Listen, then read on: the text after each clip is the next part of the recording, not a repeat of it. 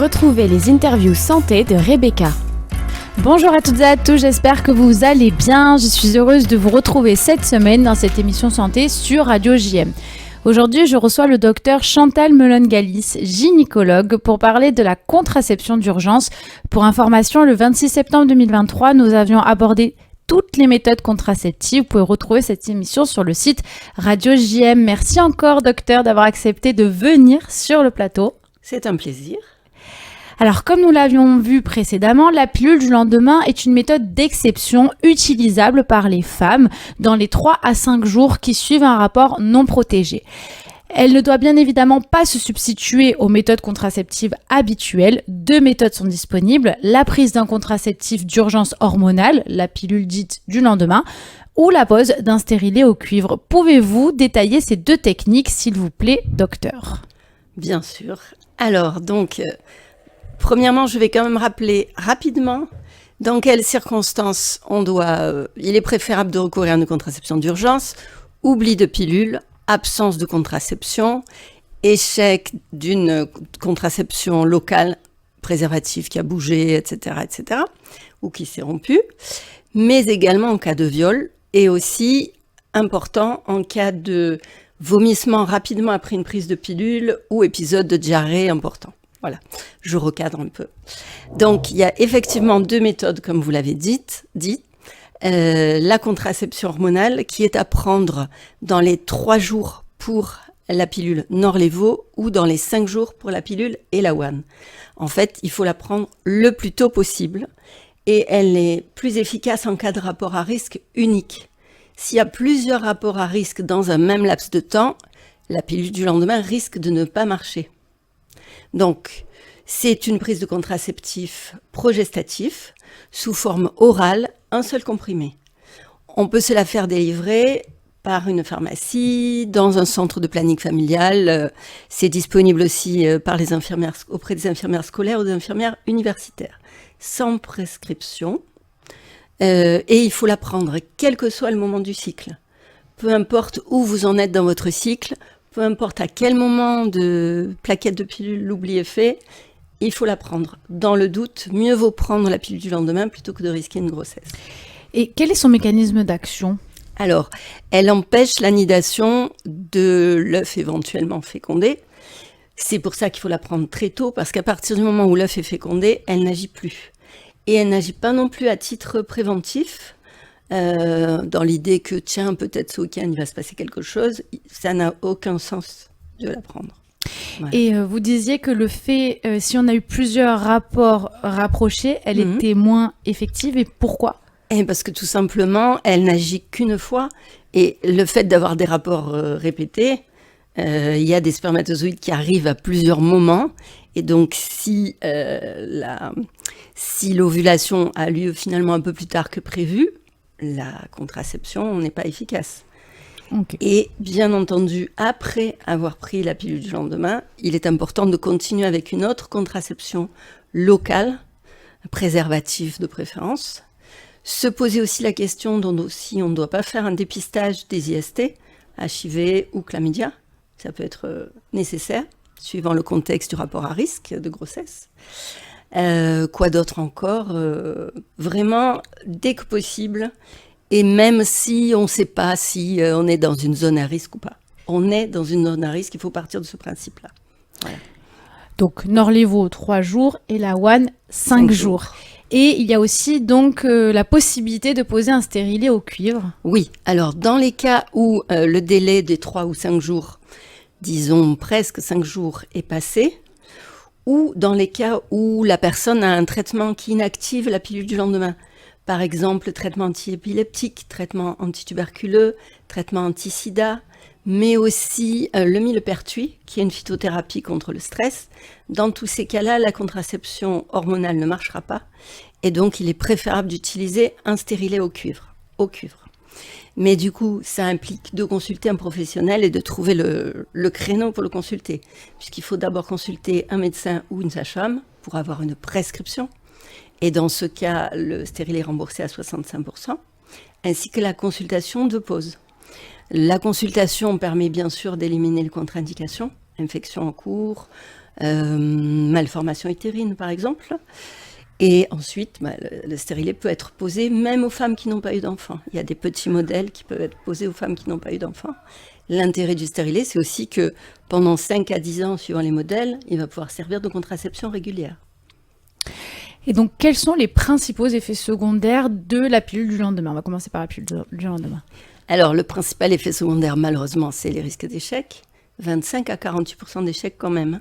C'est pour ça qu'il faut la prendre vraiment au plus tôt. Autre effet secondaire, des saignements. Les règles semblent ou avancées ou retardées. Le cycle peut être désorganisé dans les suites immédiates de la prise. C'est pourquoi il est préférable de faire un test de grossesse sanguin.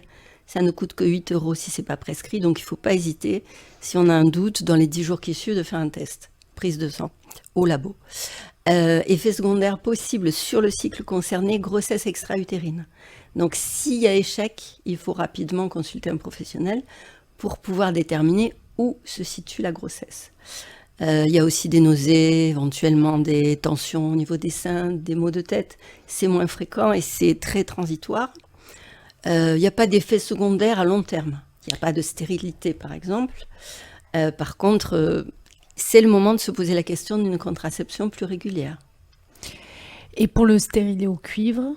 Pour le stérilet au cuivre, les effets secondaires, c'est au moment de la pause, quand même un peu de douleur, mais avec des antispasmodiques ou du paracétamol, ça rentre dans l'ordre.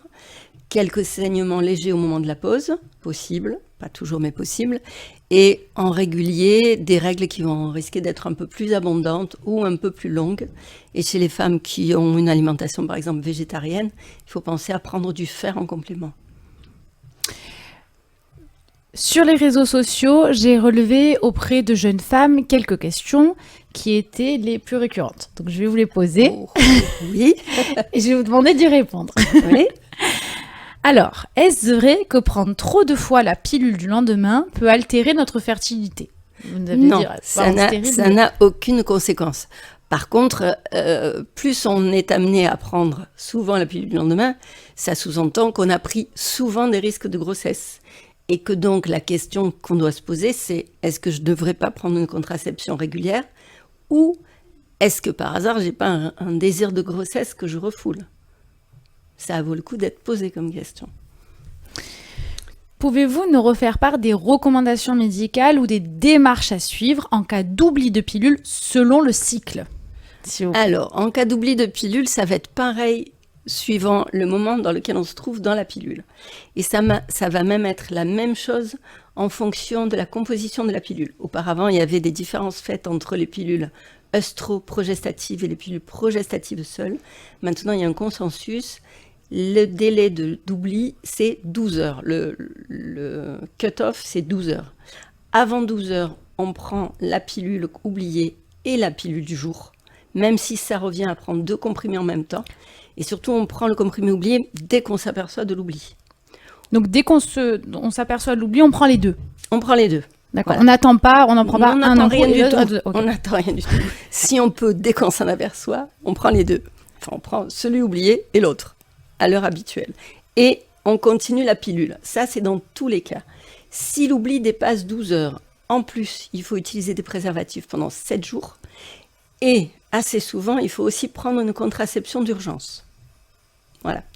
Si l'oubli a lieu dans la semaine qui précède l'arrêt des comprimés pour les pilules à 21 jours ou les comprimés inactifs pour les pilules à 28 jours, là, il faut absolument prendre la contraception d'urgence et il faut prendre immédiatement, à la fin de la plaquette en cours, la plaquette neuve par les comprimés actifs. Je ne sais pas si c'est bien clair. Pas de semaine d'arrêt, pas de prise de comprimé inactif. On enchaîne 2 plaquettes. Ça, c'est comprimé seulement... actif derrière comprimé actif. Voilà, donc ça, c'est seulement une semaine. Si ça arrive, l'oubli arrive une semaine avant la fin de la plaquette. C'est ça. Et puis aussi, il faudrait trouver des trucs pour ne pas oublier. Donc, de préférence, avoir plusieurs plaquettes. Toujours prendre les comprimés dans l'ordre, parce que justement, les comprimés inactifs, c'est à la fin, c'est pas au début. Donc, il faut bien prendre les comprimés dans l'ordre.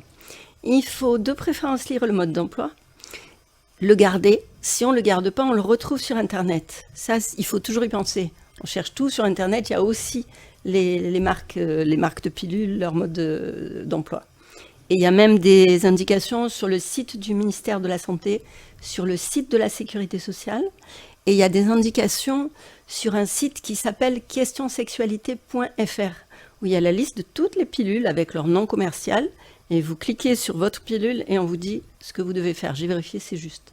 Et puis je dirais aussi, pour ne pas oublier la pilule, peut-être impliquer le compagnon, le partenaire, mettre des alarmes sur le smartphone et puis se souvenir quand même qu'on a de la mémoire. C'est bien utile. Merci. J'ai encore des questions. Oui. Quels sont les signes cliniques qu'un stérilet a bougé ? Principalement des douleurs et des saignements. Et si on a pris l'habitude de contrôler les fils, la longueur des fils, en touchant au fond du vagin, si les fils dépassent par le col, on peut remarquer que les fils sont plus longs. Mais ça, il faut avoir pris une certaine habitude de vérifier soi-même la longueur des fils. Est-ce possible de tomber enceinte sous stérilet ? Donc j'imagine oui, quand ça, oui. Ça a bougé. Oui, parfois, il y a quelques rares cas, oui. Est-ce possible de tomber enceinte sous pilule alors qu'on ne l'a jamais oubliée et qu'on la prend toujours à heure fixe ?